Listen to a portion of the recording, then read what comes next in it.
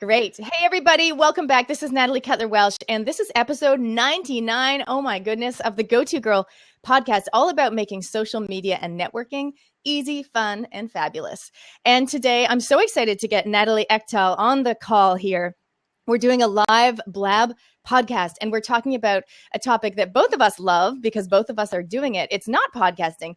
It's not networking. It is actually how to create and run a private Facebook group, whether that be free or paid membership. We're going to be tapping into that today on our amazing podcast. Hello, and welcome to you, Natalie. Thank you, Natalie, for having me. I'm so excited to be here. And this is global. You're in New Zealand and I'm in California. So I think it's so exciting. It is exciting. And I've got my father-in-law here visiting me from Australia. I've got my kids out at school and kindergarten. So I'm ready for action. Awesome. I thought we could start things off for people that don't know you. I mean, you are a fellow podcaster and you're the co-founder of Schedule Max. So I'll get you to tell us a bit about that too. Might as well do a little plug while we're here. Sure. But can you just start off telling people a little bit about your backstory, who you are and how you got to be the biz chick? Sure. I have a really strong background in business. I've worked for multinational corporations as a consultant, traveling around the world. When I had my daughter who's 13, I have three kids, a 13-year-old, a 3-year-old, and a 1-year-old. And when I had my daughter who was 13, I knew I did not want to be traveling with that lifestyle. It was really fun when I didn't have children, but it wasn't the lifestyle I wanted as a mom.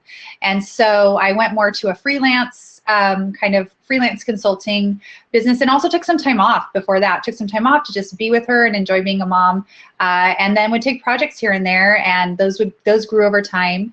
And then my husband and I really wanted to work together, and so in 2010 we launched ScheduleMax.com, which is an online scheduling software that all my podcast guests use to book onto my show. And then we have customers all over the world, but primarily in North America.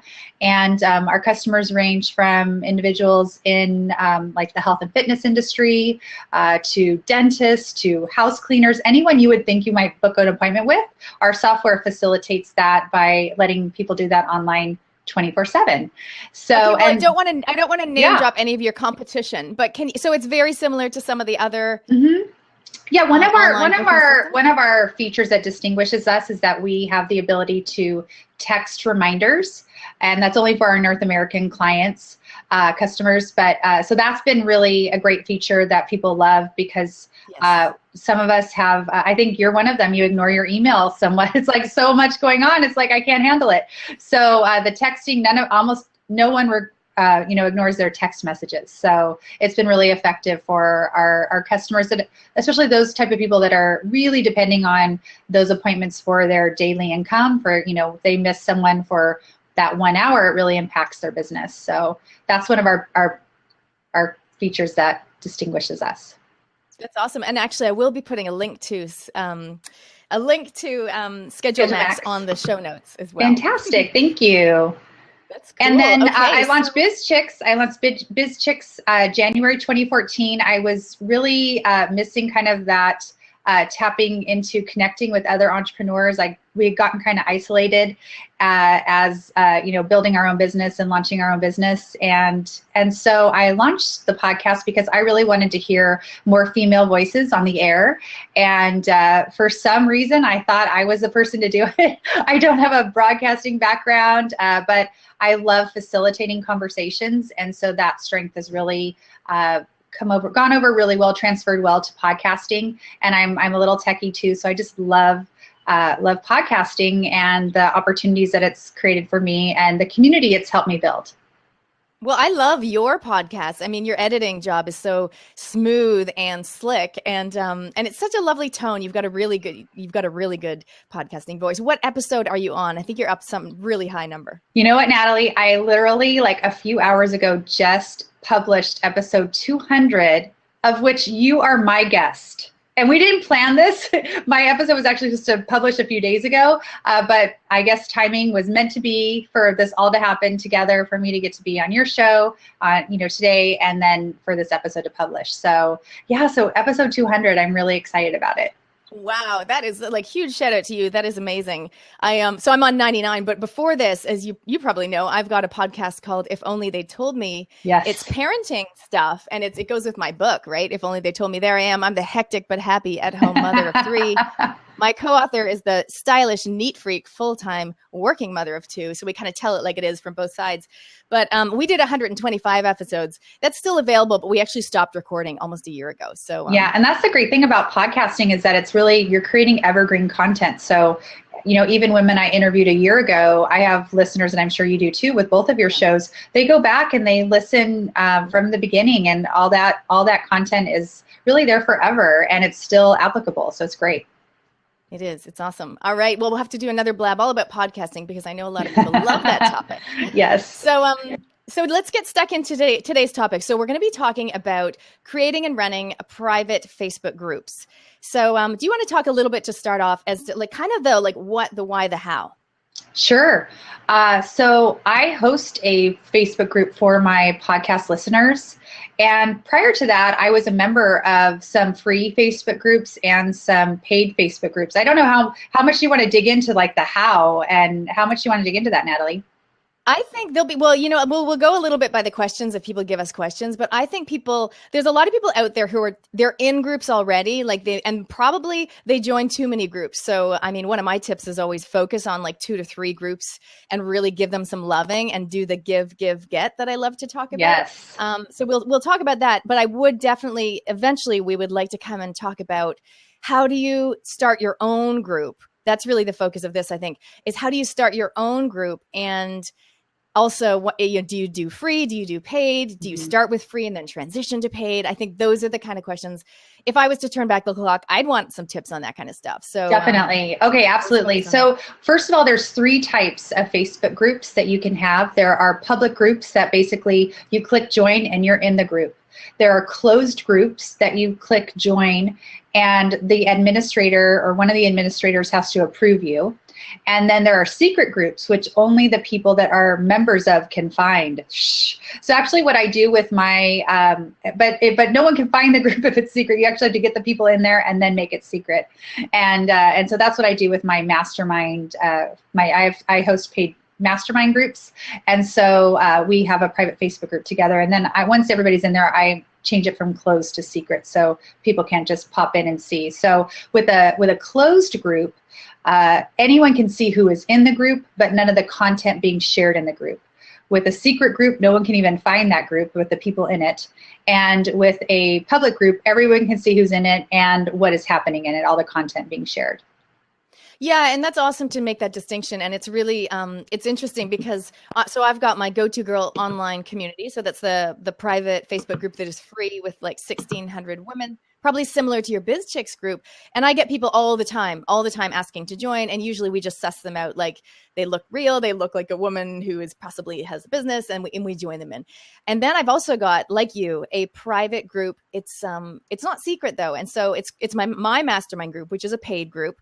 And I've got tons of people always wanting to join that because they just see, Go-To Girl mastermind group, and they want to join it, but they don't realize it's a paid thing. And sometimes I'll message back. So how do you deal with that with just not random people? Some of them you might recognize their name and they've requested to join, but you haven't accepted them because they haven't paid the money. Yeah, so that's why for the groups that are, I guess it depends if it's an ongoing group that you can join. Mine tend to be you join a group and you're in that group for a period of time, and then it would reset. So during that time frame where no new members are coming in, I change it to secret. And you can change the status of your group at any time. So for those, I really don't have people trying to join them. And you can add a description into the group, and maybe if you did need to keep a closed group, keep it as closed so people can see who's in it and request to join. I would be very specific about describing the group and sharing the parameters of the group so people can understand that. But not everybody's going to read that and see that. So yeah, you're going to have some issues with that.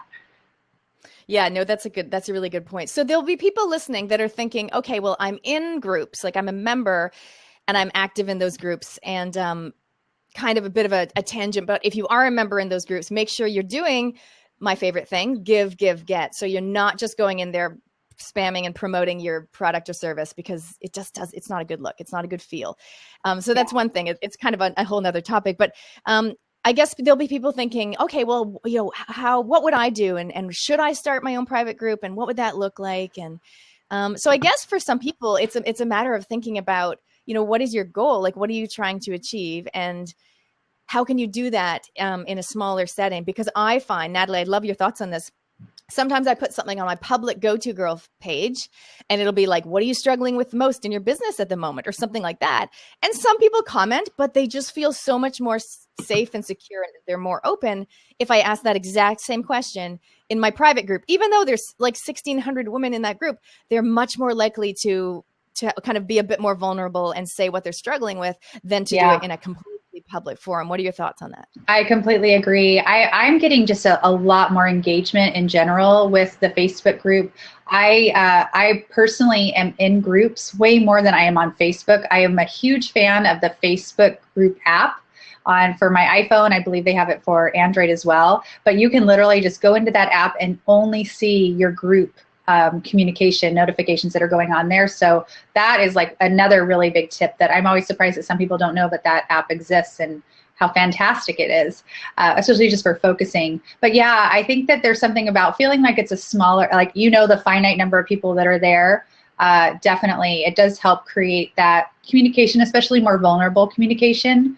And for my group, what I've done is it's actually, in a sense, a lead magnet to my site. So I talk about the group a lot on my podcast, and I ask people to join my mailing list, a newsletter list, and then they get access. As part of doing that, they get access to the group. So it's made it so my group is primarily formed of my listeners. Occasionally, I will let people add a friend, or if I can see they're friends of people in the group already, or if I have interactions with them already, I will let them in the group, because I get people wanting to join the group that are not, members of my community, and it's free. It's free to be a member of my community, but I really love that most of the people in the group have a connection with me already, and thus have something in common together. They're attracted to the podcast, to learning about being an entrepreneur, and it's made for a really fun environment, a really great community. I love that. So there'll be people listening that are thinking, okay, well, that's a great way I can start. I can start with my list and invite them to a free group where I can engage with them differently. Because like you said earlier, some people like me are not amazing on email. Like I'm, if you want to get in touch with me, text me or private message me on Facebook. And so there'll be people that they're really busy in groups, but they just might not open all of the emails that you're sending. So if you do have them on an email and then they do read it, you invite them to join your group. It's a win-win, because it's an incentive for people to join your list. So your list is growing, which we all know the list is gold. And then you're able to give some great value in that group, but there's some sort of buy-in. It's free buy-in, but there's a little bit of buy-in. Yeah, I actually got the idea from a guest. I get a lot of great ideas from my guests, and this was Carrie Chapin, and she was on Creative Live and did a course, and there was like a chat going on within the course, and it was really, she realized like I need to have a way to reconnect with these people afterwards, because so much great conversation was being created during the course. So kind of in the middle of it, she launched a private Facebook group and was posting and having, people on her team helping her and post that, if you want to continue this conversation, come, let's put this group together. And so I thought that was such a great idea. And then, so what she did is she did, that's how I got the lead magnet idea. She got them from the course to her website and into the group. So it was kind of a little process, but really effective. And just, if you think about someone doing a Creative Live course, which is, if anyone's not familiar, it's they're live courses. They're free to watch as they're being run live, and then people pay for them later. And so a lot of people are watching them live and want to stay connected or bring a community of like-minded people together. And so I thought it was such a great way to not lose connection from those people that were fans and interested in what she was doing. So there'll be private groups like you and I have that I'm going to call evergreen groups, meaning they're just constantly there and people can come in and there might be, and we're going to get into this in a minute in terms of how to manage groups, because there's certain ways. I mean, I've got albums and I've got certain images, and I know some people have theme days and all that sort of thing. But before we get into that, so there's kind of those evergreen groups like what we've got. And then some people will set up a group that's private for a course that they're running. So let's say they're doing an 8-week course, and during the course of the course, they have a private group that's only for members. So they have people paid $197 or $497 or whatever to do the course. They get a private Facebook group, and then what I've seen people do in the past, I know Kim Garst does this for her Periscope course, is you get the private Facebook group while the course is running. And then I think if you want to stay in the group after, then you go on to like a monthly subscription. I thought that's a pretty smart way to do it. I thought so do you too. have any comments? Yeah. Do you have any comments about that? So it's not really the evergreen model. It's more the seasonal model of a group. I think, first of all, for everyone on here, everyone listening, there's no rules in this. So you can be creative and do whatever comes to your mind. I know that a lot of times people are like, what is the rule for having a successful Facebook group? And there isn't necessarily a perfect formula that would work for every person.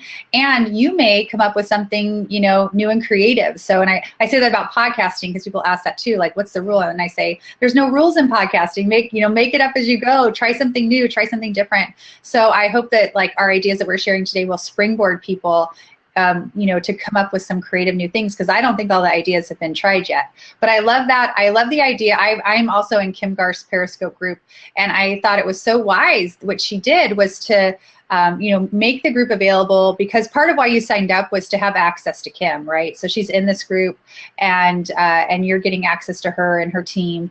But after you kind of completed the course in the time frame you should complete it, then you need to either continue to pay or move on. And so I really thought that was a wise model. I've kind of participated in almost every model, I feel like. So I've also been in a group that was like a lifetime membership.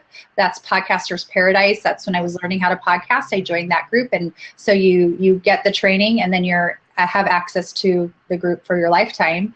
But you can see things cycling in and out of there, because the new people have the same questions over and over and over. And so what's interesting, what I actually would recommend to them, is that they create like another level, like a intermediate or advanced level for those of us that, don't have the basic first getting started questions, but we have other level questions.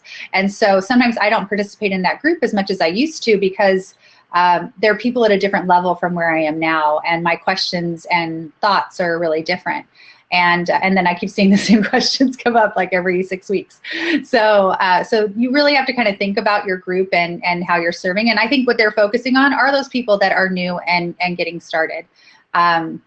And then I have been in groups like you also mentioned, which are more of like a short course, and maybe just for 3 months or 6 months you're in that group time frame. And then I've been in other groups that are like a monthly charge. So you can participate in the group kind of like a mastermind. I was in it was a paid mastermind with about 150 people in it. And so it was a monthly recurring fee for as long as you were part of the mastermind. And that's where the group met and communicated. Yeah, and that's exactly the model that I've got for my online community, which is my mastermind group. So I've got 50 women in there at the moment, and my goal is to grow it to about 100. I don't spend a lot of time and energy growing it. I actually spend tons of time and energy giving to the girls that are in the group. And the reason I love that model is it's kind of that pay-as-you-go model. But I guess one thing I possibly would have done differently is when I opened it up about a year ago, I just went, it's early bird. I think it was $47 a month. That's New Zealand dollars. Which is 29 US, I think, at the moment. And I didn't give another option. So what I'm telling some of my clients at the moment, like Claire from Dom's Kitchen, she commented that she's just started her own for people that want to do paleo food and paleo living. She's just started a paid membership. And so bit of the advice I give people now is go out with, you don't want too many price points, but they either do like monthly this much or 6 months for that much. So you give people, if people really want to commit, then they're going to, they get basically 1 month for free if they do this 6 month. And it's just an easy way give people an option. Don't give them like 5 options because they'll do nothing, but more than one, I think is something that I would recommend looking back at my journey. What about you? What do you think with price points? Yeah, I've been like really learning a lot about sales because I find it fascinating. And I've been listening to even some podcasts with like people that do like not door-to-door sales, but they're calling on clients in person and talking about presenting options to people. And one of the theories is that it's great to have 3 options for people. And they tend to be most drawn to the middle option. So if you kind of look online, you'll start to see, there's 3 options. There's 3 options. But when you start start to give people 4 or 5 options, it's too many. That's like overwhelming.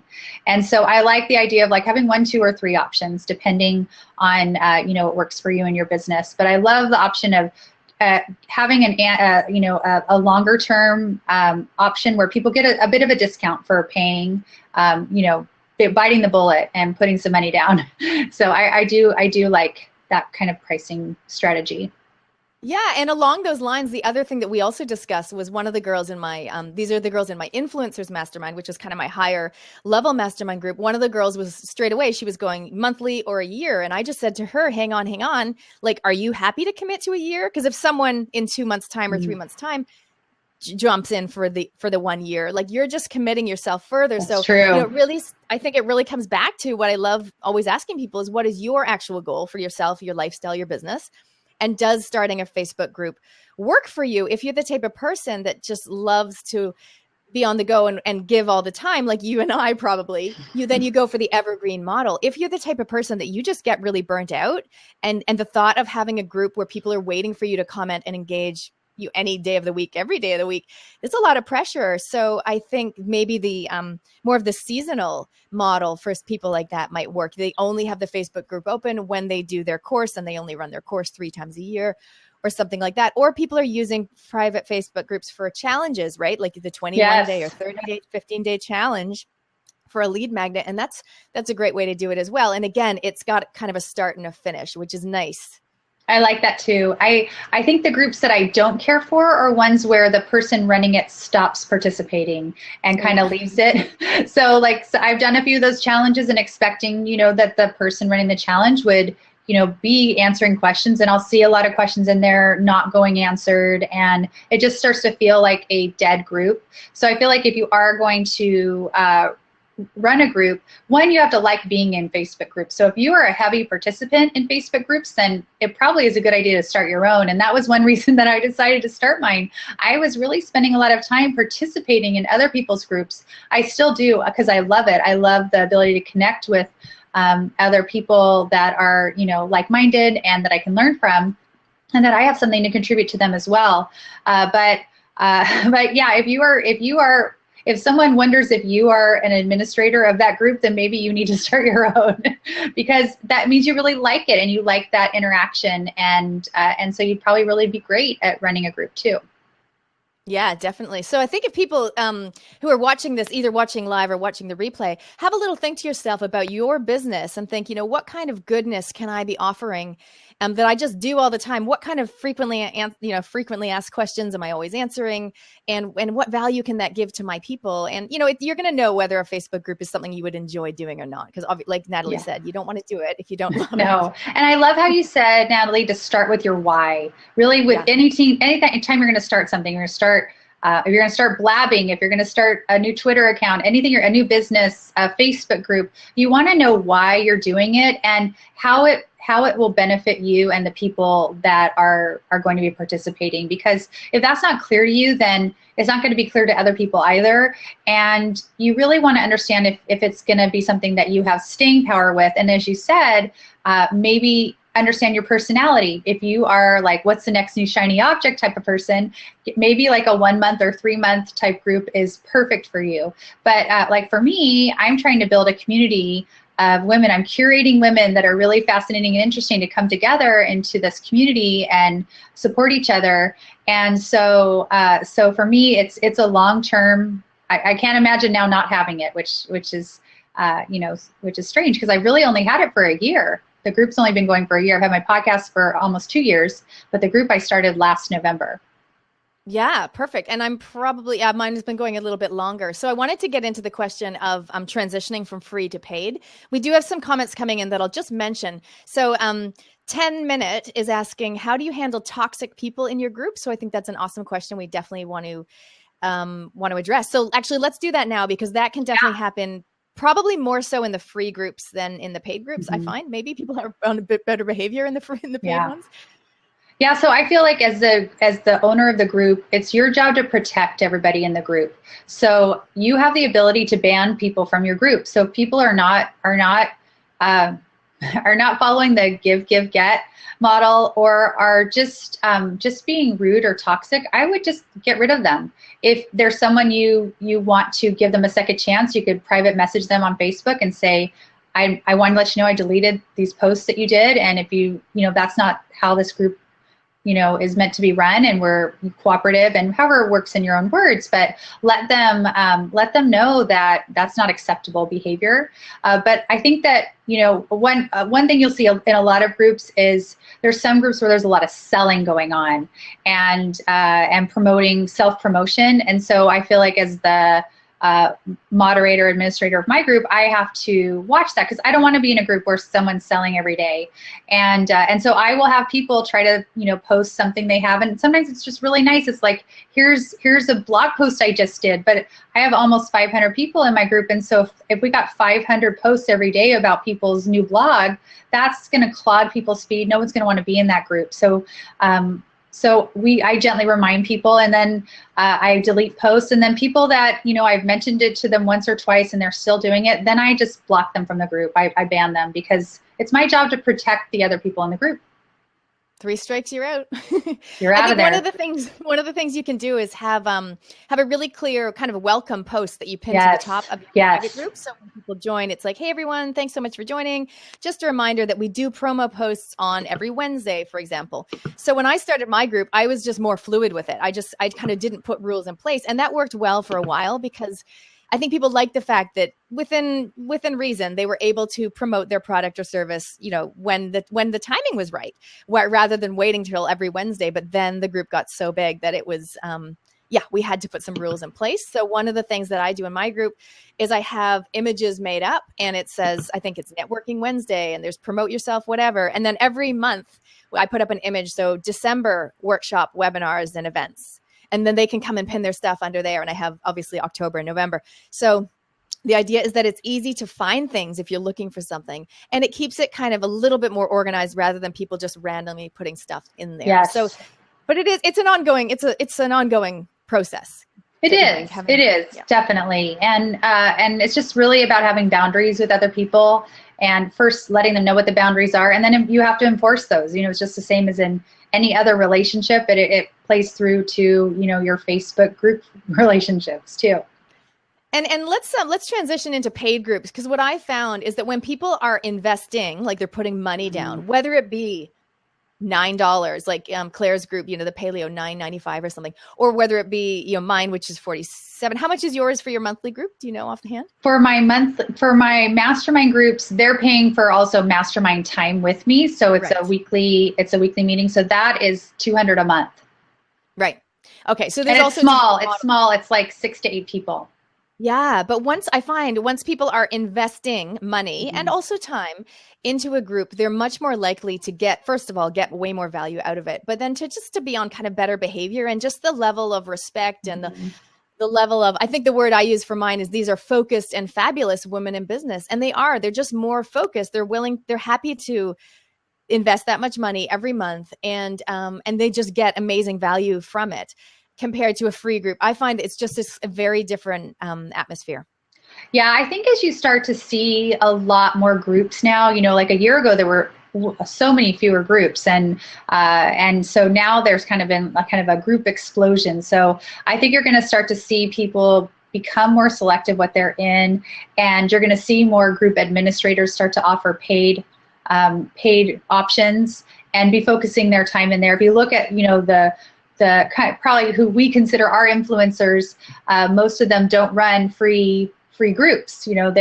Everything they're doing, they're really being paid for. So I think that we're going to start to see more people doing that. But as a way to build a community, it's a great way to get started building a community of like-minded people. So one of my fellow podcasters, Katie Kremitzos, she launched her Facebook page before her podcast, and her group very early on in her podcast journey. And so if you have any kind of platform, I think having a group, whether it's paid or free, to kind of bring your community together is such a smart idea. If you're any kind of platform, a podcaster, blabber, Periscope, I think that's also a great way to kind of get people off of whatever platform they're finding you on, and take it to a more personal level.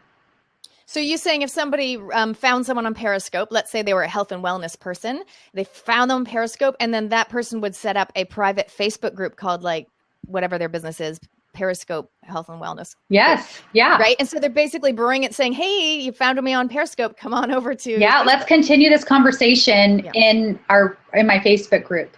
So I have a friend who's on here. I'm not sure she's still here. Dr. Romy. Yeah, she's still here. Hey, Dr. Romy. So Dr. Romy does, Periscopes almost every day. And so I've told her, it would be great for you to, so her call to action is to get them to her Facebook page, but she could have a free or paid Facebook group. It's something we've talked about.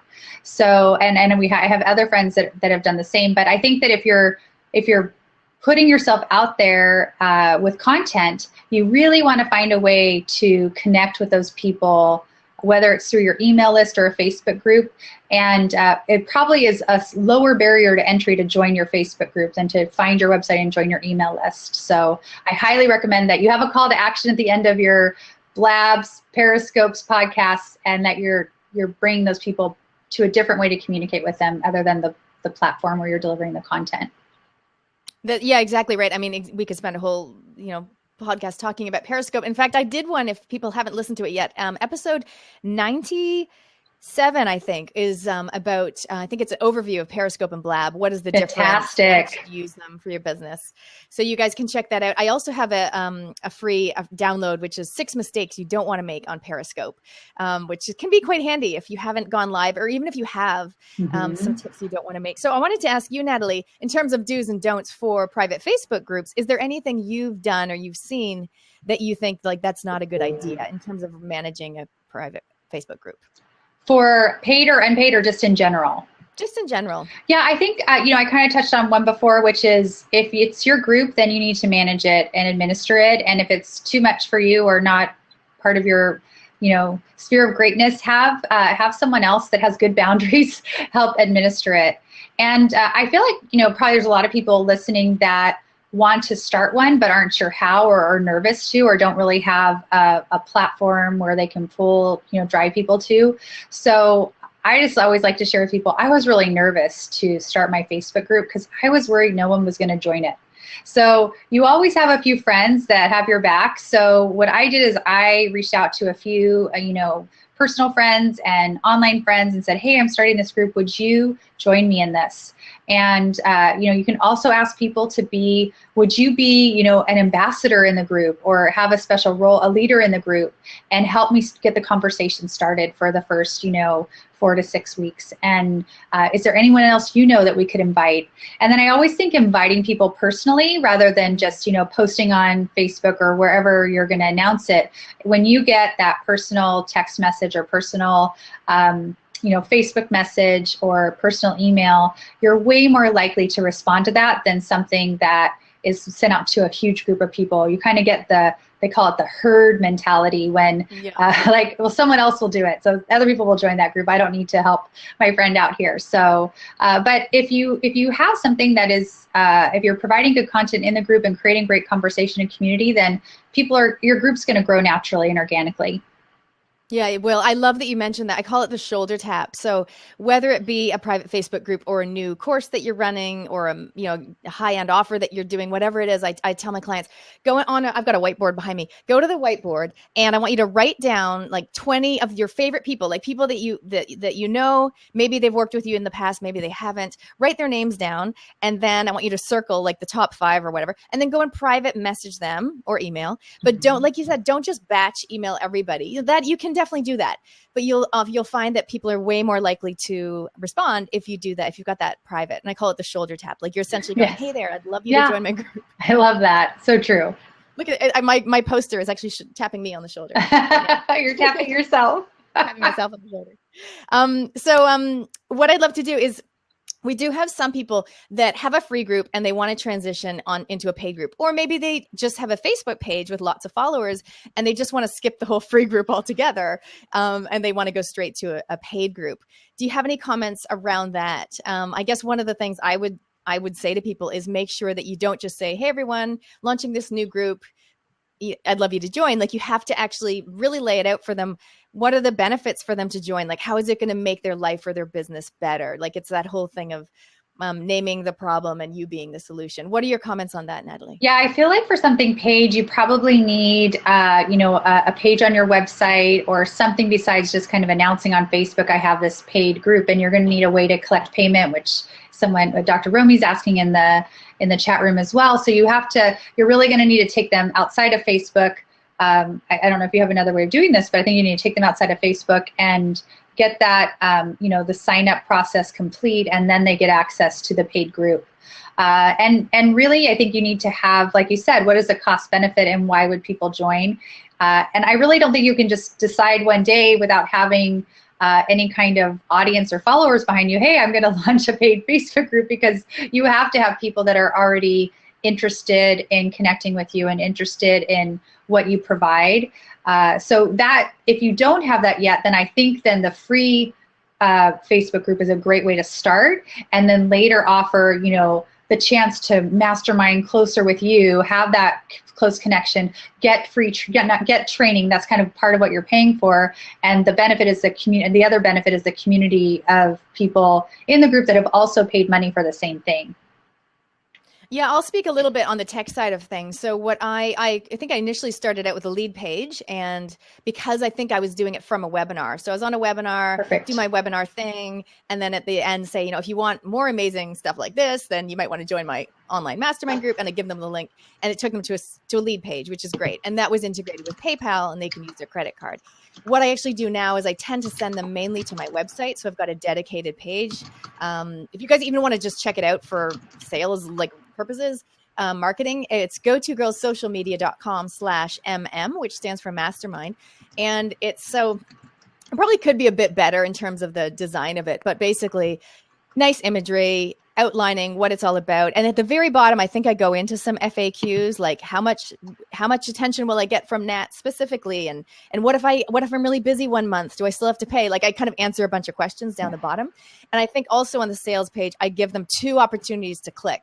Now, I just swapped from New Zealand dollars to American dollars. And this is always an interesting topic too, because a lot of my clients and contacts are in New Zealand, but we have an international audience. So I just swapped. It actually now says $29 USD, and then in smaller print it says, or if you prefer to pay in New Zealand dollars, 47, click here. So I kind of have that's smart options. I think that's smart because, the way it's valued, if I see $47, that feels really different to me than $29 in my currency, in the United States currency. And if you are working with clients in other countries, I think that's definitely something to keep in mind. Definitely.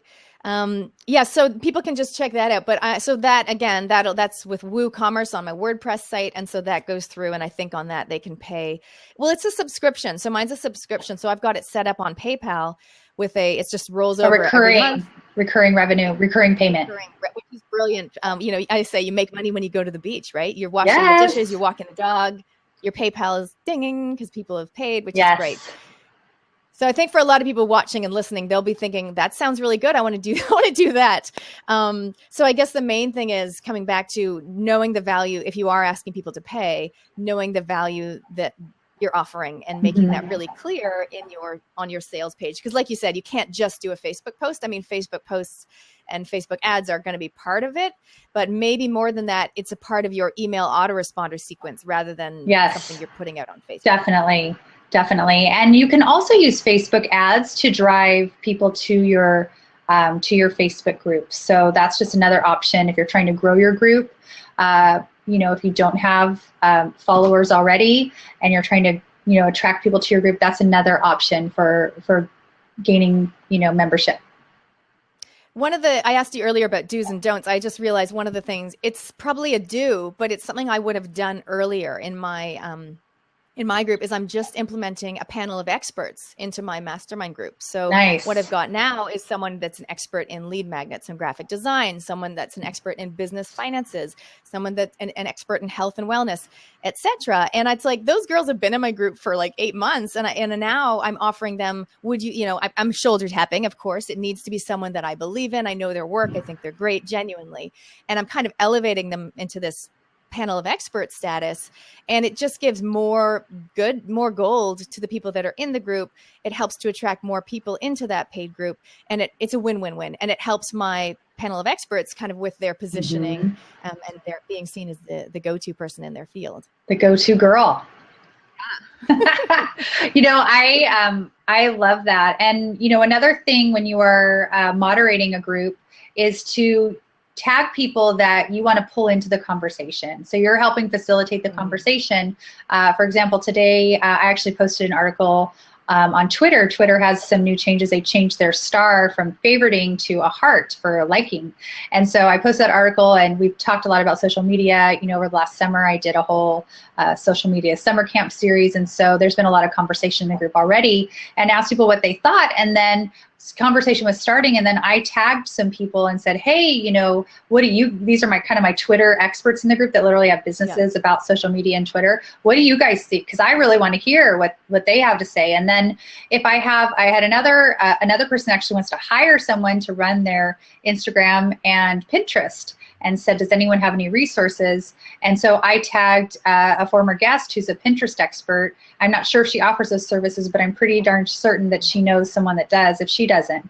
So I think if you can try to create conversation, and then just a tip for people participating in a group, the more you're being helpful around, then the more you're on the administrator's radar. So when that someone's asking for that resource, that I need a web designer, to me the first people that come to mind are the web designers that freely are in the group answering and helping out of their own volition because they enjoy it. And so then they're really honestly top of mind, and I'm going to be the first to tag them and try to help drive business to them, because I love in my, like, the best day in my group was when someone first posted something that I didn't post. So initially the group will be just you posting and people responding, and then people will start asking each other questions. And I remember that day so clearly, and I was just like, yay, they're asking each other questions. And then now I'm starting to see people work with each other and say, oh, this person in the group is great to work with. I work with them. And so it's so gratifying to see that, like, whatever your intention is for the group. So that's my why, getting satisfied. And so it just really is exciting when you start to see some of those things play out. Yeah, I love that idea. It really is important to tag people as well. I've got, in my influencers group at the moment, I said to the girls, if there's something you specifically want me to see, just tag me. And it means I'll definitely see it quicker than if I just happen to click on my notifications and come across it. So just so everyone knows what we mean, we literally mean you type the @ symbol and then the name, and it should come up. And that just means it will tell that person. Like I had a question the other day in my free group, and it was about something about MailChimp or websites. And so I just @tag Nadia, do you have any comment on this? And then exactly. She gets, which is a win-win, because then she sees it. She might have otherwise missed it, and she gets the chance to come in and be the expert because it was asked for, not just because she, someone barged in to try to look good. Yeah, and that's kind of how you're helping the members of your group out too, and that's part of getting to know them and knowing the people in there and spending time. And I think that's really what you have to think about when you're doing a free versus paid group is how much time do you have available to devote to this resource, because running a large Facebook group can take a lot of time because you're really having to moderate and see what's going on there and create conversation. And so that's definitely, I think, I love how you started this with, know why you're doing it and what your purpose is and how long you want to do it for, because it'll help you make those decisions. And I think one of the other things is when people are going into a paid group, just be really clear on what you're happy to offer, because sometimes I think people can overcommit themselves. So I think for what I've done is I do once a month, a Q&A, a live Q&A. I use Zoom. So only the girls in the group get the link. We can see everyone's face. So it's kind of like this. We can see everyone on the call. And once a month, I do a guest expert. So it's called live online coaching.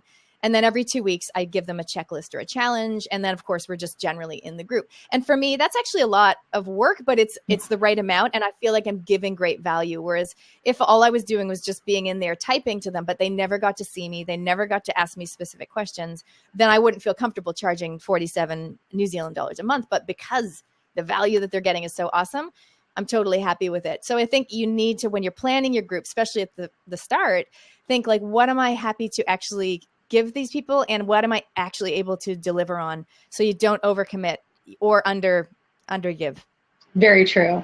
And kind of going back to, I guess maybe like a hybrid of this would be maybe what my group has become, which is it's a community. It's a free resource for my community, but I do from time to time offer things that I sell to my community, and it's a way for me to reach them all at once. So I was able to this summer fill my mastermind and coaching program just from my group, and so that was really great, and so that's another way what's a way a group could evolve for you as a product or service provider, is that you're providing all this value, and then when you do have something paid to offer, that is a pool of people that are interested and connected to you already, and are likely interested in working with you on a deeper or other more professional paid level. Yeah, definitely. It's so good. So what we'll do now is we'll probably take some questions if anyone wants to type a question, and we'll probably in a few minutes open up to a seat to see if somebody wants to come on live and join us.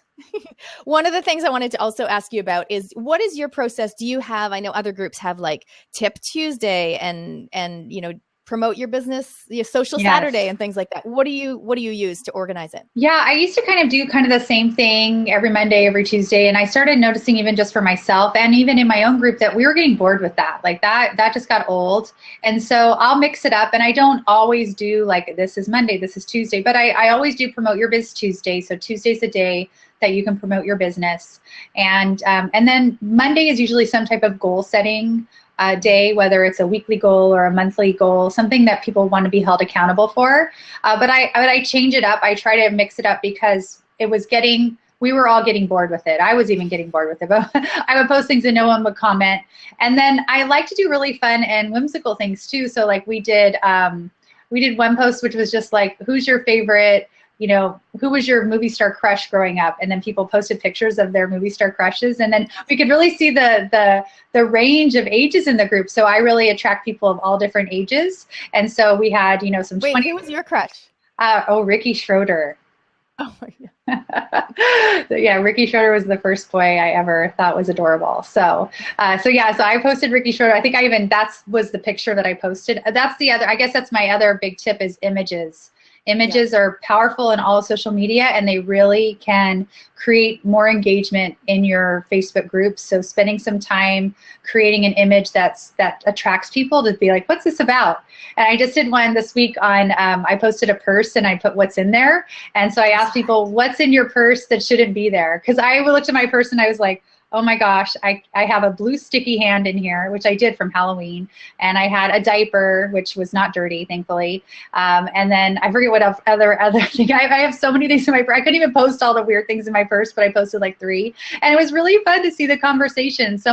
One of my community members owns a farm and has llamas and many other animals. But she's like, I have llama feed in my purse. And so I think she won like the contest if we had one. But just sometimes we're like so into business, we just need a break for our brains. And so I think sometimes going into the group and having some silly question is just kind of, okay, that's fun. And it's a low barrier to entry for people to participate. And then my most engaged post that I always recommend to other people starting groups is to ask people, where are you in the world? And that's so easy to say where you are, and it helps people find friends near them. And so if you have, a global group or even a diverse geographical group, asking people to share where they're from, it tends to be the most engaged post I ever get. Yeah, no, that's great. I think that's a really good reminder that it's a balance of things, and I love that you asked the question about the purse and the high school crush, because I always talk about giving people a window into who you are. You're allowing them to give each other a window into who they are, and it's not really about. It doesn't always have to be about business. Yeah, think of those any of those icebreaker questions. That you even things in your at parties and or in magazines where they ask a question and then like readers write in an answer. That's another place like I find good questions. So just anything that creates conversation. Yeah, exactly. And then when it's appropriate now and then come in with a way that you can help them. I mean, I did a post the other day, and I probably don't do this enough. This is the give side of things, is I did something and it said social media Q&A, comment below with any question you've got about social media. And then I'm just answering it in the comments. That's a great idea. Just something as simple as that, and other people are chiming in. And then, so it doesn't just have to be me answering the question. It's just the topic is social media, but I might do another one later, and it can be, I call it juggling the mother load of running a business while raising a family. Any questions you've got around juggling the mother load, and then other people, it doesn't just have to be me, but it gets the conversation going around that. I like that. I'm gonna steal that idea. Yeah, go for it. That's awesome. Okay. Hey, so we're going to go take some questions. We're going to open up a seat, but before we do, so just so I don't forget, can you please tell people where they can find you, how they can follow you, how they can join your group? Absolutely. So if you go to bizchix.com, and I spell chicks with an X, so it's BIZCHIX.com. There's a yellow join the community button there. And if you're a female entrepreneur or interested in becoming an entrepreneur, it's just a really great, safe place where other women like you are gathering and sharing resources and creating conversation. And then I also have been doing a series on masterminding, networking, and teams, which you were a part of that, talking about networking and how to grow your network. And I created a free resource on how to start a mastermind. And if you go to bizchix.com/masterminding with an ING, then you can get that free PDF. That sounds awesome. Great resources. And make sure, everyone, that you listen to the Biz Chicks podcast. You can subscribe to it and get the podcast app on your phone. Thank you. Awesome. Yeah, I love when new people tell me they just found me and are listening. And I love when and if you find me, tell me that you found me through Natalie, because I love to know how you found the show. It's funny when people say, I've been listening to your podcast for like the past year. They've been listening. Or I'll get people say, I've just discovered you and I've listened to 10 podcasts in the last week or something. Yeah, I'll have people say, I'm going to go back to the beginning. I just found you and I've decided to go back to the beginning and listen to them all. And I'm like, oh my goodness, well, I'm so grateful. And then I want to, the perfectionist in me wants to say, well, I've gotten a lot better since the beginning, so have some grace for me at the beginning.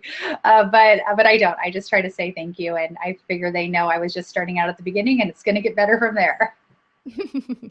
It's always good. Hey, well, thank you so much, Natalie. So now what we're going to do is I'm going to leave the recording running. So all right, great. This is going on the podcast. So if anyone wants to click join a seat, I think, then you can click join and I will accept you in. You can ask us any questions around, well, anything you want, but mainly running in private Facebook groups, creating and running private Facebook groups. So if anyone wants to click join, they can come on in.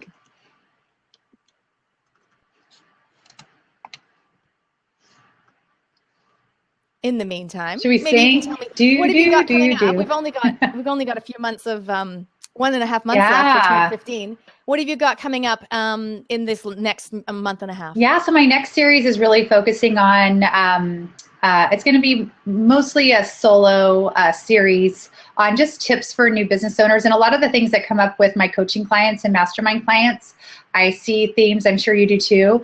And so there's just some topics that I want to address. The one that we're going to start off with, thinking bigger, because I find that most entrepreneurs, and especially women, we need to think a little bigger than we are when we're first starting out. So I'm really excited about that series. And then I will be launching new masterminds, paid masterminds, and group coaching, and a one-on-one coaching program in the new year. And so I'm really excited about that. I actually was masterminding today with my personal mastermind, kind of going over what I'm planning to do and having them, kind of dig in and, give me some guidance and ask me some tough questions. So I'm really excited about putting those out there.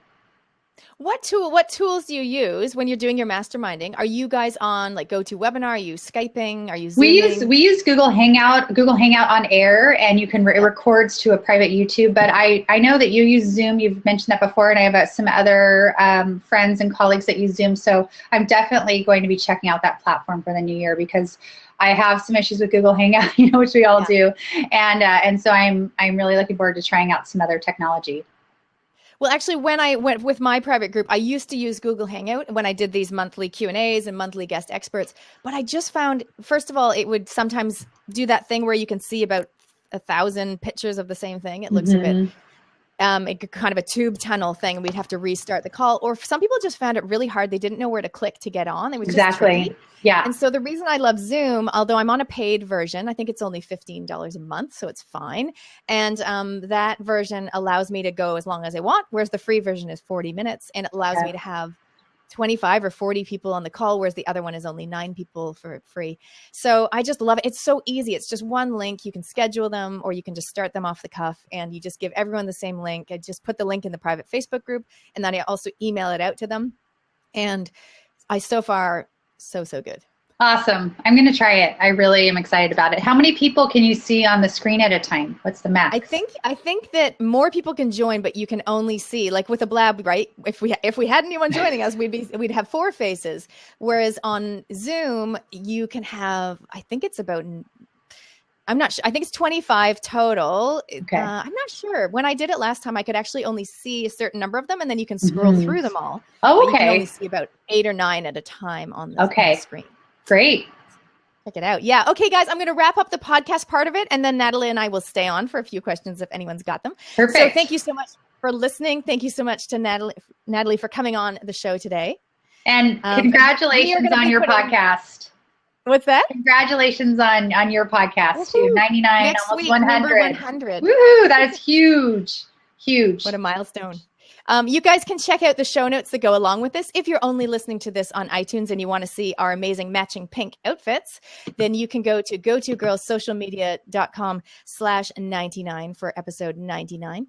Or even if you just type in Biz Chicks into the search, you'll probably be able to find it there too. So thanks so much for listening, everyone. So mindfulness teacher. So I bring together both Eastern and Western medicine to boost brain and mental health.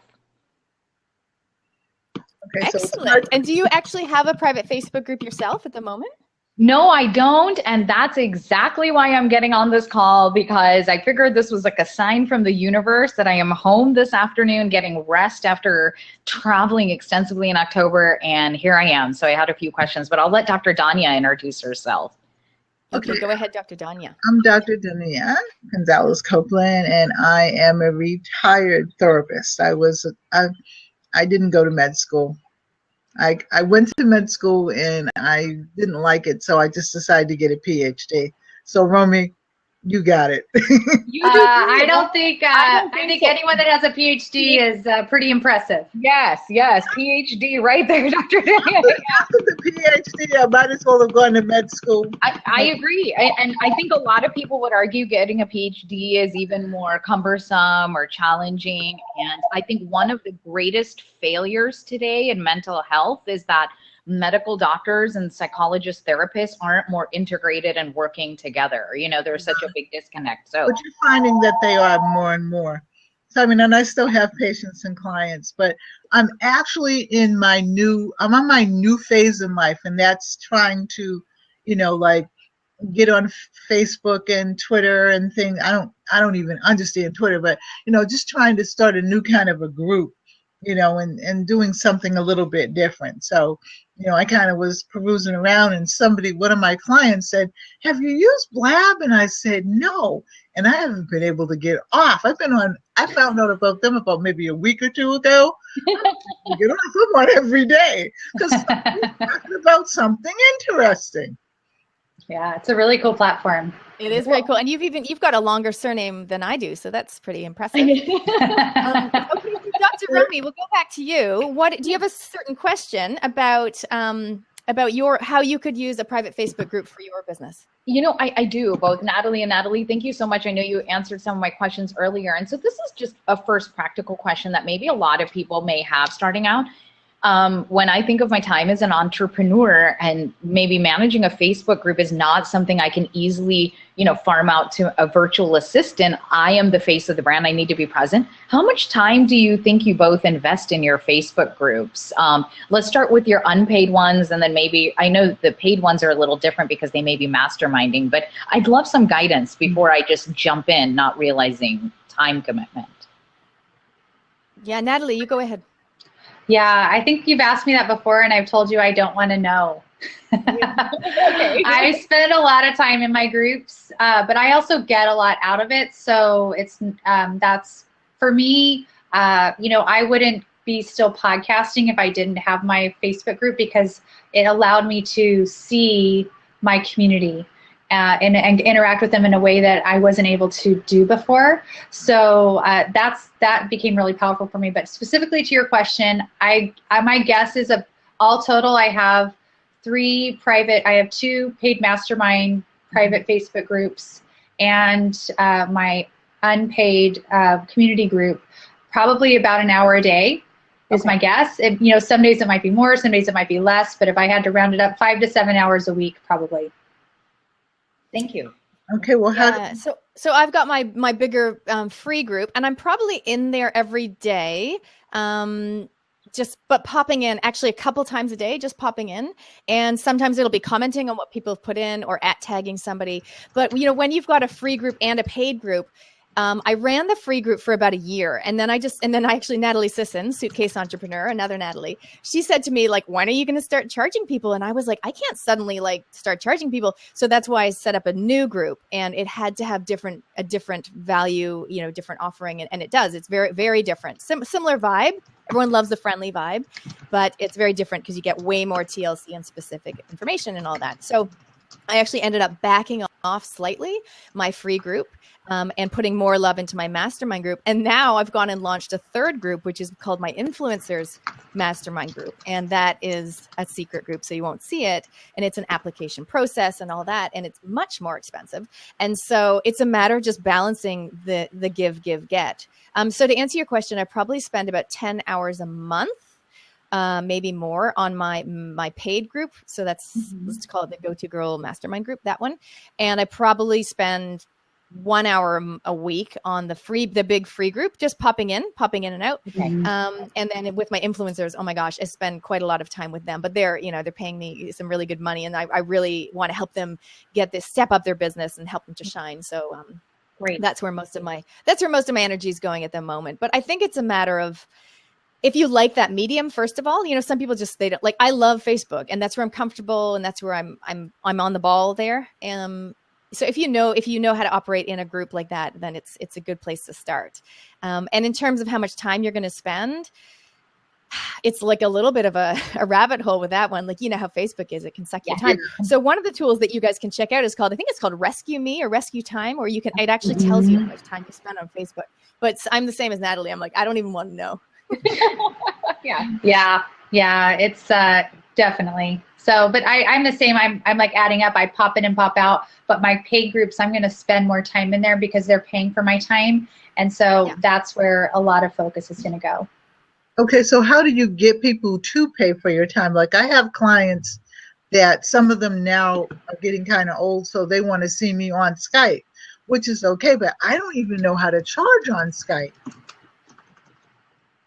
So what you do is you put a package together, I did a session in my mastermind group last week about your high-end offer. And so what you'd want to do, Dr. Danya, is put a package together that includes part of the package is that they get, I don't know, let's just say a weekly Skype call with you, or maybe it's 2 a month, I'm not sure, like a 40-minute Skype call with you every 2 weeks, and that also get access to the private Facebook group. So as a member of your gold program, or platinum, titanium, let's just use gold, as a member of your gold package, they get 2 Skype calls with you one-on-one a month. They also get access to the private Facebook group, which allows them to ask questions of you, but also bounce ideas around, which is what the essence of a mastermind group is, tapping into the knowledge and the goodness of all the members in that group.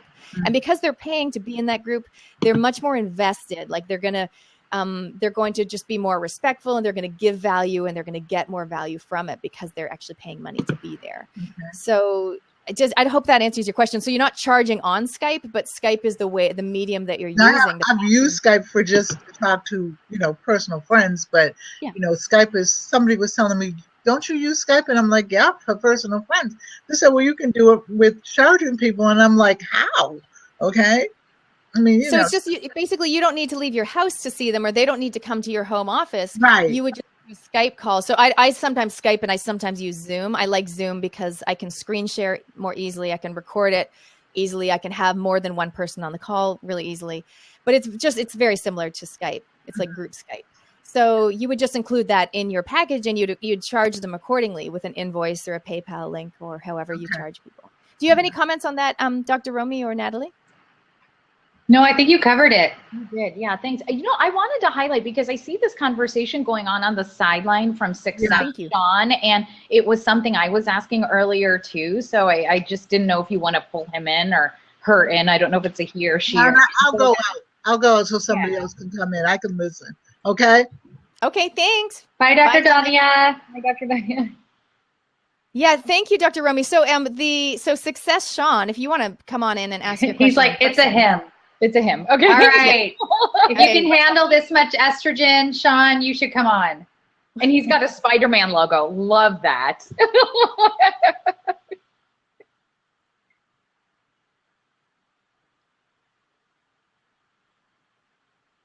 So while he's coming in, the question that he's asking is about a tool. Here he is. Hi, Sean. Can you just intro yourself and then ask your question? I am Sean Michael. Can you hear me all right? And am I a little bit actually showing up? Yep, we see you. We can hear you. A little louder would be good. Is this better? Yeah. Okay. I'm Sean Michael, and I am a success and mindset coach, helping overwhelmed entrepreneurs find their way and reestablish themselves in their true self and unlock the power of their mind to grow their business and their life.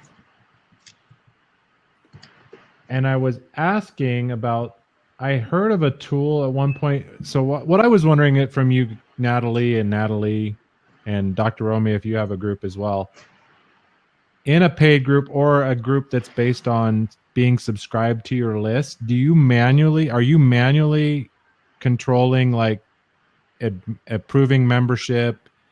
And I know some groups are pretty strict about, if you drop off my list, you're out of the group, or if you stop paying, you're out of the group. Can you guys speak on that? Yeah, sure. I'll speak on that, and then Natalie will definitely have some comments as well, I imagine. So when let's say someone goes to my mastermind sales page, they click it, they join, automatically they will get an autoresponder that says, "Welcome to the group. Here's the link to join the private Facebook group." It'll say more than that, but the gist is, then it gives them the link, they click it. And so then as the administrator, and by the way, I also have a virtual assistant who is an administrator in all my groups as well. So it's not just me doing it. Dr. Romy, I know you asked a question about time. So then I will, knowing that they've paid, I will then go and accept them, join them into the group. The tricky thing comes so mine is a month to month, and some people, now I have a 3-month option, but most people just joined on the month-to-month basis. So occasionally I have people dropping out. So I do need to just make a mental note. Okay, they just paid. And then I maybe there's a better way to do this. On my calendar, I make a note of when the month is up, and then I will pull them out. But usually if they've unsubscribed, I'll just message them and say, is there anything that that was missing from the group, or is there any other way I can help? Because sometimes they joined my group, but now they're one of 50 people. And they're actually like, you know what? I just want to book a VIP half day with you and sit down with you for 4 hours and rock my business to the next level. They're, because sometimes it's not that they didn't like your group. It's just that it wasn't enough to get them to where they want to go. So it's always interesting to ask them questions. So I hope that helps answer your question, Sean, about how to basically keep track of who's paid and who hasn't and letting them into the group. Natalie, do you have any comments on that? Yeah, I think if the larger group, the group you have, the more help you would need in administering it. For my free community group, but really kind of your payment is joining my mailing list. I don't keep track of if people unsubscribe from my mailing list. I don't go and remove them from my Facebook community. Yeah. And the thought never even occurred to me, actually. But for my paid groups, those are all set up every 3 months. So that group a new group is created during that time. And then I generally leave the group open for them if they want to, they may move on and the group may not continue as in the format. Usually some people leave and some people stay and we start a new group. And so, but I leave that group open if they want to have some interaction or update each other. But I do have a virtual assistant as well in my, the Biz Chicks Coop, which is my, for my free group. And so she is helping administer that. And when people are asking to join, she's kind of checking to make sure that they're on our list. And if they're not, she's inviting them to join that.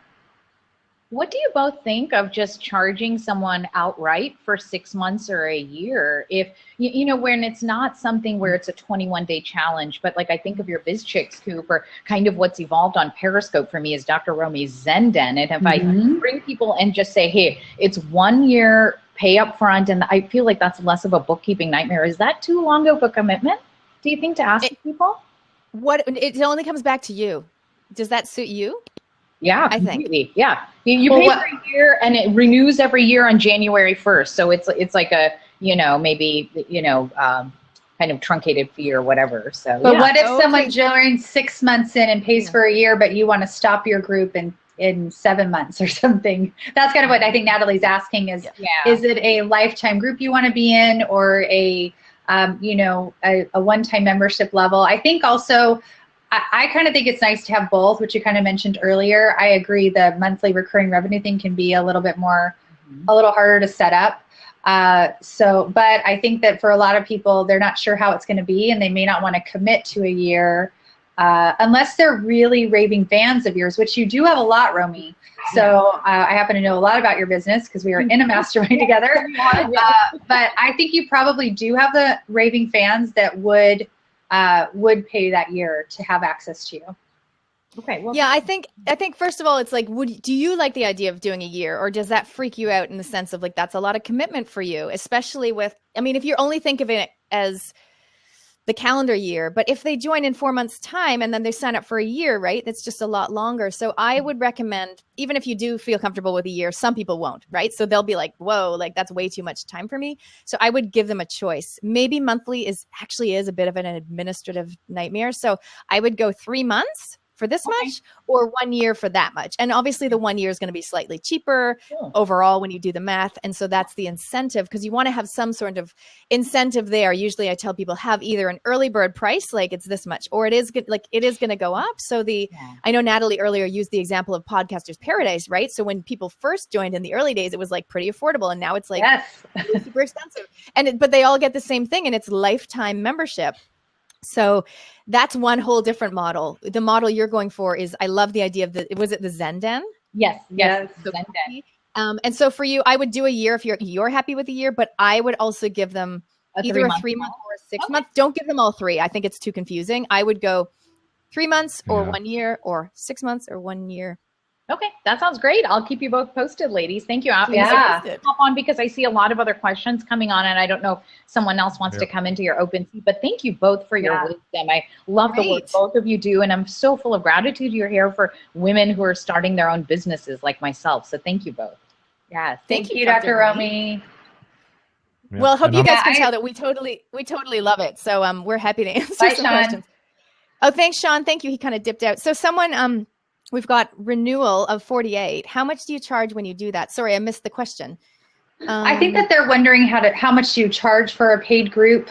And really that is something you have to figure out. What will the market bear? What will your community and people interested in following you and working with you and being part of what you're creating, how much are they willing to pay, and what are you providing? So, if you're providing a big course and this is the group's part of it, that's one thing. If it's just being in the Facebook group only and having access to you, that could be another thing. Someone else asked, what type of information do you provide in a paid group? And I think this kind of goes along with my same answer, which is it really depends what you're offering. And you can always try something.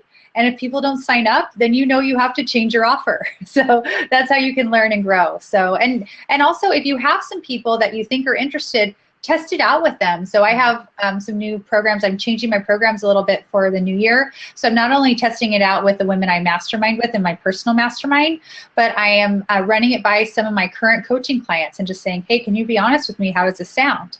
And they are, and I appreciate that. And so find some people that are, your avatar or people that you are trying to work with, and see what they think of your idea. Yeah, I love that tip as well. I know somebody earlier on was asking a question about having some complementary people in your group. And some people do that when you first start out. You might have some VIP clients or just some really good friends, and you might pop them in the group just to populate it a little bit and get a bit of a buzz going if it's a paid group, which is totally fine to do it for free. Or maybe you guys have an agreement that you're just going to give them the first month for free, is a win-win.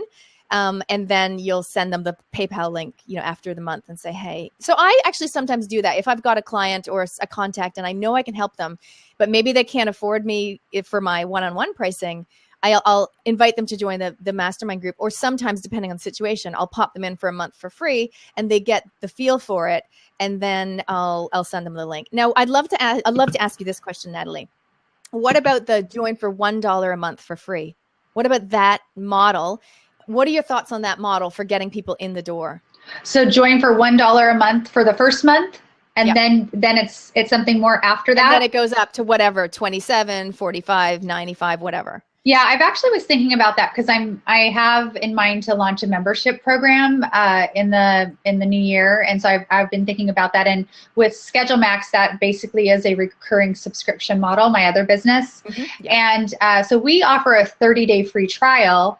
And the other thing is you can do is offer that $1, which the strategy behind that is that you're getting someone's credit card, and there's kind of a saying out there, the first dollar you get from someone is the hardest dollar to get, right? Because they're having to go through the billing process and actually decide to pay you something. So I do think that there could be a benefit with that. And something to try out. I think with all of this, you have to just test it out with your market. And what works for one group isn't going to work for another. And even like some of the things we said today about what we post in our groups and like an all male group like that, they'd be like, I don't have time for that. Or like guys interact differently and men and women together interact differently. So you have to kind of look at what your tribe will like and not like. And we don't always know what that is. We're entrepreneurs. We're trying things out and we have to just be okay with putting some stuff out there and seeing how the market responds. And it'll tell you. Yep, definitely. And I like the idea. I mean, somebody was asking about price points, and you might have one group, which is just a paid group. Maybe it's $19 a month or something like that. And they get this, that, and the other. And then the other option B is they get that paid group and this, that, and the other, but they also get a 40-minute coaching session with you, like we talked about with Sean that came on. Yeah. So that's the higher level. So they get paid $19 a month if they just want the basic. And then if they want the coaching session with you a month, it's whatever, like $97 a month, or I don't know how much you charge, whatever, 147 or whatever, but it's some sort of higher price point. Oh, I got to bring somebody in. Do you get the gist? So I wouldn't give them too many options, but sometimes your option doesn't just have to be 3 months or 1 year. It can be monthly and you get this, or monthly and you get that. You get the gist? Welcome. So we've got Avalora, life coach. Hello. Avalora, thank you for being here. Thank you for this conversation. I came in late, but I love this because I have I have one, free Facebook group, and then I have one that was a part of a coaching program that I did. Yeah. But I never thought of just having a paid Facebook group. So I'm like, people do that? Yeah. So the one that you did as part of a coaching program, so obviously they paid you some money for the coaching, and part of that was the Facebook group. And then so now the coaching's over, yeah? Right. And the free group is either dormant or still active, but they're not paying. Exactly. Brilliant. Yep. So you've got a few options, right? So either you can now open up that Facebook group, so kind of revitalize if it is kind of dormant, and invite people to join for however much per month, or the 3 month or the 1 year, whatever. And so you can use that exact model I just gave an example of. So let's just say it's whatever, $19 a month to join, and they get motivation, accountability, whatever from you.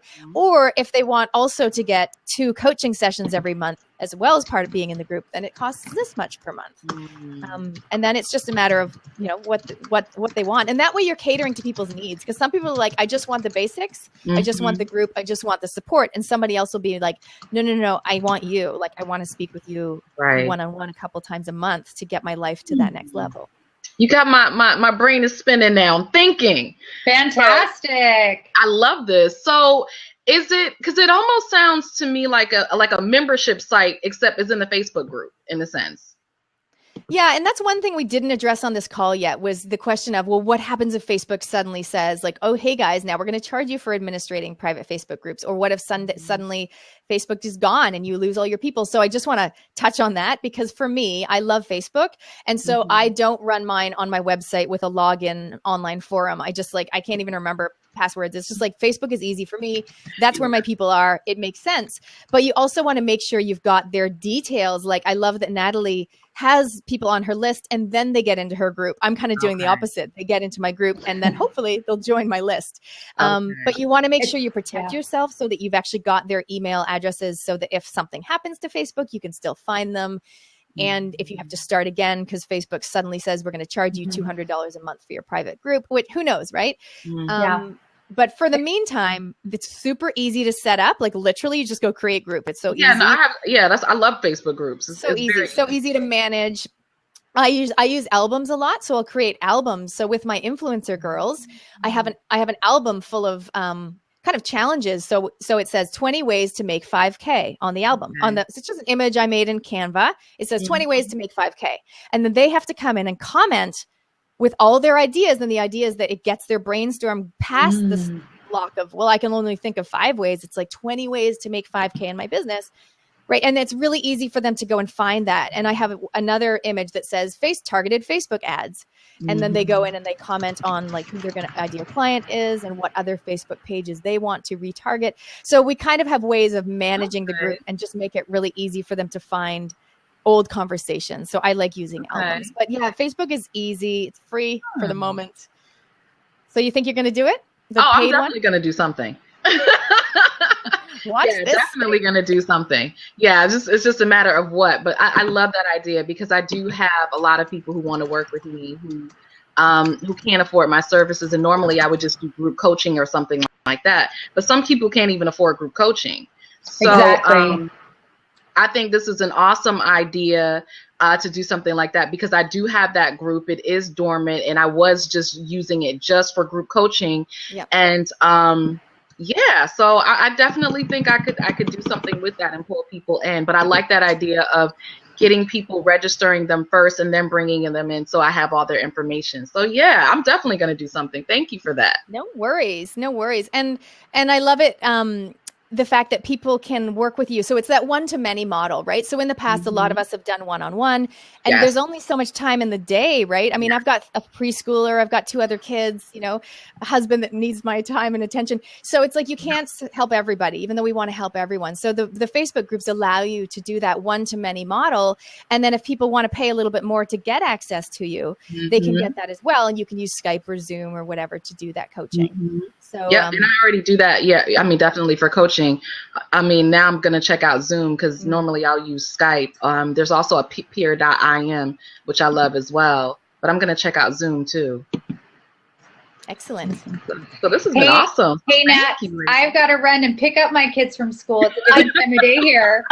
So I know I could talk all day to you guys, and it's like one of my favorite topics. It's this Facebook groups, anything about business and podcasting. I can just talk. But then my kids will not be happy with me. They'll be waiting for you at school. Hey, thank you so much, Natalie. This was so awesome to have you on the call. I definitely want to get together and do another blab. So many topics to cover. I know. I loved it. Maybe we have the Natalie show. I'm going to do the Nat Attack. Natalie Sisson, you, me, and I know one other Natalie. You probably know a couple. Oh, I know a few. Oh, it'll be so much fun. All right, everyone. Awesome. I loved getting to be here today. Follow each other here and on Twitter, and let's all connect. Thanks, ladies. Thanks, everyone, for joining in the call. Awesome. She's gone. I'll just answer a question. Tiffany was asking, I'm looking to change my Facebook group by the beginning of the year. I've already made the announcement, just wasn't sure how I was going to change it. Yeah, sometimes you just need to go for it, right? Sometimes you just need to put it out there. And I would definitely, before you decide on the price point, shoulder tap a few people in your group and just ask them and say, like, listen, I'm thinking of starting this private group, and which price point do you think feels better? Ask a few people, but it needs to feel right with you. It needs to be possibly put to push your boundaries a little bit. But remember, it's going to bring you that amazing residual income. It's going to allow you to help more people and have more impact, which is probably the reason why you started your business in the first place. So much magic can happen in private Facebook groups. Hey, everyone, thank you so much. I'm glad you enjoyed the Blab podcast with Natalie Cutler-Welsh, myself, and Natalie Echtal from the Biz Chicks podcast. And definitely subscribe so you can follow us, and stay tuned, and make sure you follow each other. So this is a great opportunity to go through and just find people that you want to follow and network, because I'm all about social media and networking. So thanks, everybody.